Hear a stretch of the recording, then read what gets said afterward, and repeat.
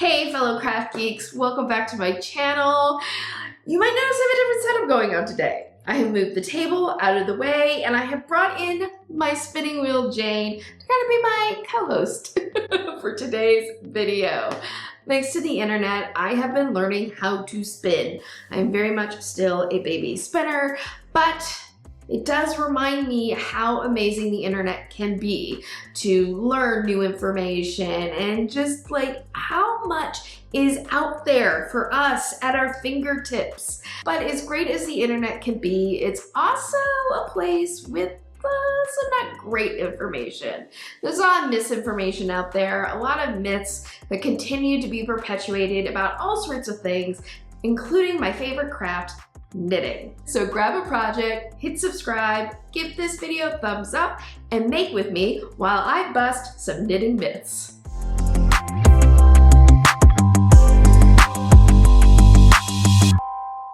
Now, the wool that I am using for this project is, here's some of it. This is Shropshire wool that I got from Paradise Fibers, and full disclosure, I am a Paradise Fiber affiliate, and you will find their affiliate links down in my description box, as well as a list of other resources and materials I always think are helpful or relevant to today's video. So if you use one of those links to shop, I earn a small commission, and this does help support my channel. So if you use one of those, thank you so much. It is so greatly appreciated. Also down in the description box, as always, you'll find timestamps to different parts of the video. If you want to skip ahead to what you think might be a particularly juicy bit of myth busting. So when it gets set up and we come back, I will look at our first myth.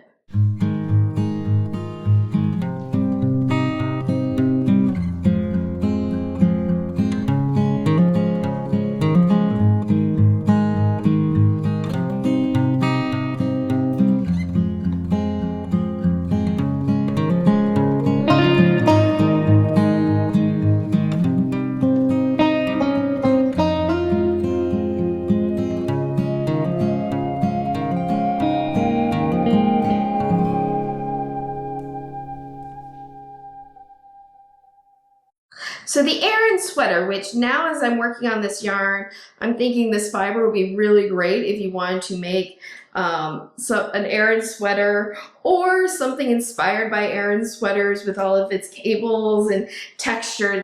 This fiber would actually be really good for that type of project. It just feels like it's made for cables. That being said, the Aran sweater developed in the late 1800s and early 1900s in fishing villages in Ireland in the Aran area. I got a slip here, I gotta work out. There we go. Now there is a very popular tale about Aran sweaters, namely that each family on the island where these sweaters came from had their own special pattern. And the men would go out to sea wearing these sweaters, and if unfortunately there was a storm or a shipwreck and the body came up on shore, the person could be identified by this family sweater. And it's a very sort of darkly romantic notion about knitting traditions and families and what have you. Well, I hate to do this, but it's not true. There is no evidence that families use these sweaters as kind of a makeshift dog tag for the men who went out to fish. So where does this story come from? Well, we're not quite sure. But there is one theory. According to an article in the Irish Times, this myth originates actually from a play where a sister identifies her brother by a set of socks that she had knitted for him. Regardless of whether the legend of Aran sweaters being used as sort of dog tags for men at sea, Aran sweaters are beautiful regardless. And I don't know if we need sort of this tall tale to appreciate this wonderful knitting tradition.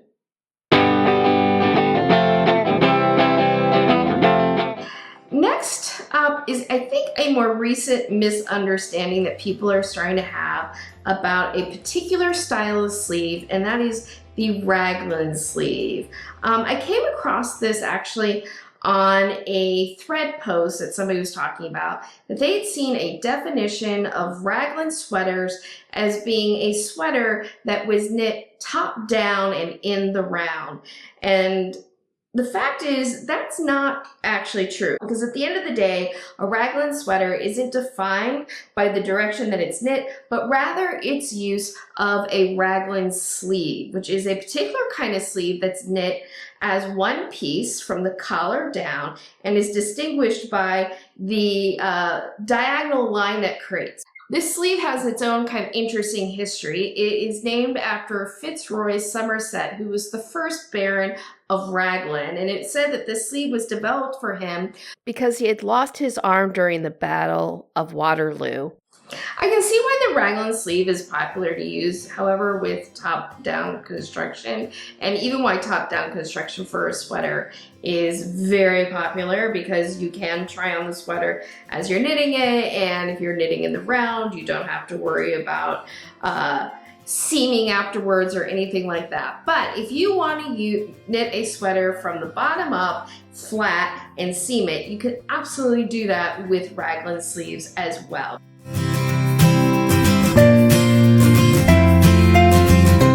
So my next knitting myth, it really isn't so much a myth, it's more of just my opinion on a common piece of knitting advice around the long tail cast on. Sometimes people struggle with it being too tight, and a common piece of advice that people have for this is to actually use two needles held together to cast it on. And the idea is, by doing that, you get like bigger loops along the bottom of the cast on, and it makes for a looser cast on. I just don't personally like the end result of it. A lot of times, to me, ends up with a cast on that looks kind of sloppy.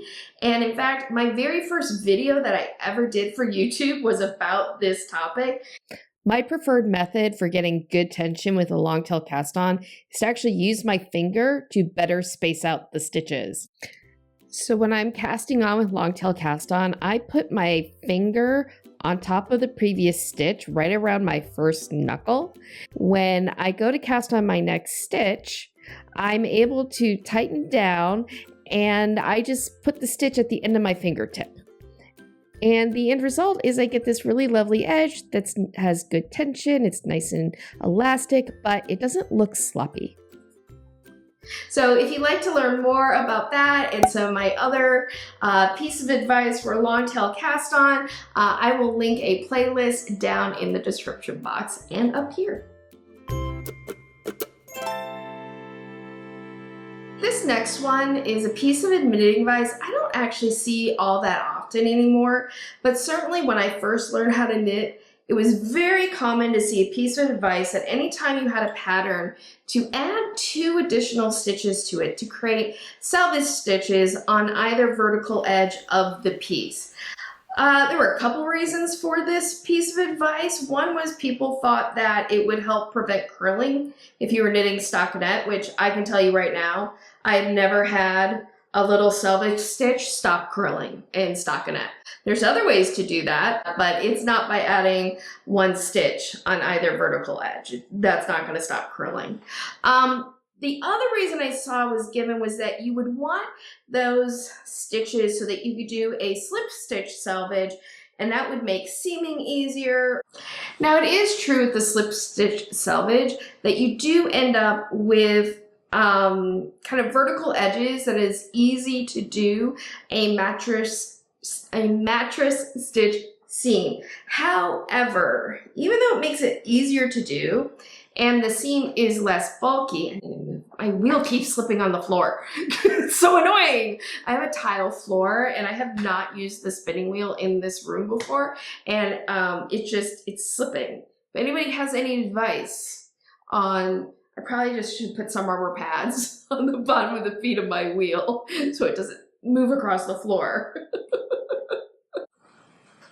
Now, it is true that having a slip stitch selvage can make seaming a little easier, and your seam is a little less bulky with it. The problem with putting in slip stitch selvages when you're doing your seaming is that there's less spaces to work your stitches into, and sometimes you end up with pieces that don't have the exact same number of rows. You gotta sort of like ease the difference between the two pieces into the seaming, and it's easier to do that if you have a clean stitch on every row. So the disadvantages of slip stitch selvages for seaming are far greater than the advantages of it. So for the most part, there's just no reason that you need to add 2 stitches to any project. The only time I might consider it is if I'm working a piece and it has raw edges and the pattern, I don't like what they're doing with the edge, and I would just prefer the look of a slip stitch selvage. In which case, okay, I would make that adjustment, but it's certainly not something that I would need to do on every single pattern. I know. I did a terrible job, by the way. I did a terrible job on this bobbin, evenly distributing this yarn. Oh my god, it's terrible. But, you know, I am learning.